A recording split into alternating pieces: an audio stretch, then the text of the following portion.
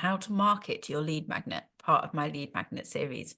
So now hopefully you've watched all my other videos and you've created your lead magnet, you've decided which sort is best for you, and you've made an amazing landing page, as well as setting up all the tech behind the scenes so that they're actually delivered. So now you have this brilliant lead magnet, which is exactly what your audience needs. So how are you going to get it to them? The first and easiest way is to start promoting it on your social media channels. Another way you could use is content marketing. This is where you write blogs or guest blogs on other people's websites, which is all about the problem and will lead seamlessly into your new lead magnet.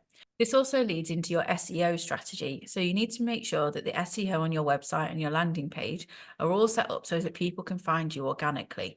You also need to consider looking on the internet for backlinks. Now, this is where your website is featured on other people's websites and they create a backlink to yours. A huge area that you can look into is paid for advertising. Now, this works really well on social media channels and Facebook, places like that. However, obviously there is a cost involved and you need to work out whether the cost per lead is worth the cost of the advert.